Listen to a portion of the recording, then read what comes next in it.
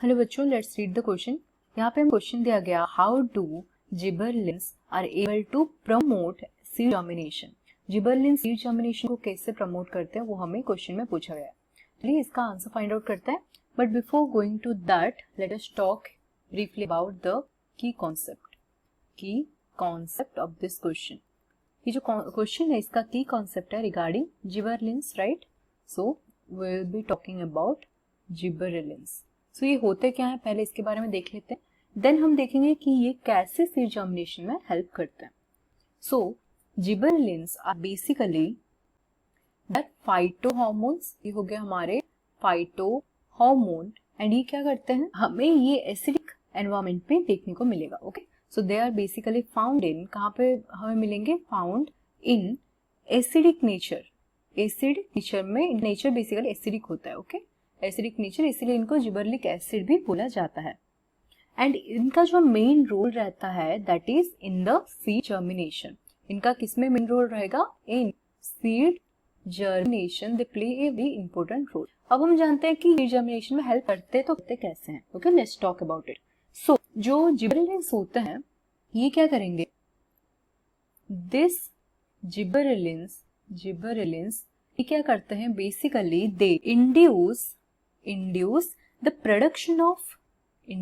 the production of hydrolyzing enzyme। जो different kind of hydrolysing enzyme होते हैं उनके प्रोडक्शन को जिबरलिंस इंड्यूस करते हैं। Okay, because of this production of hydrolysing enzyme, next क्या होगा, हाइड्रोलाइजिंग एंजाइम्स प्रोड्यूस होंगे। सो दीज एंजाइम्स ये कहाँ पे प्रोड्यूस होते हैं, दीज हाइड्रोलाइजिंग एंजाइम जो होते हैं they are produced inside, enzyme produce कहाँ पे प्रोड्यूस होंगे, इन द एंडोस्पर्म में प्रोड्यूस हो गए।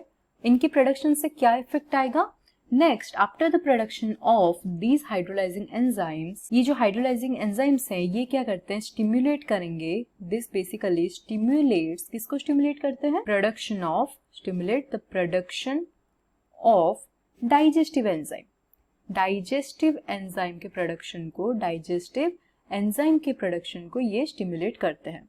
Because of this digestive enzymes, ये जब डाइजेस्टिव एंजाइम्स प्रोडक्शन करने लग जाते हैं, बिकॉज ऑफ दिस क्या होगा, जो न्यूट्रिएंट होते हैं वो मोबिलाइज हो जाते हैं, right? This digestive enzyme basically help mobilise the nutrient.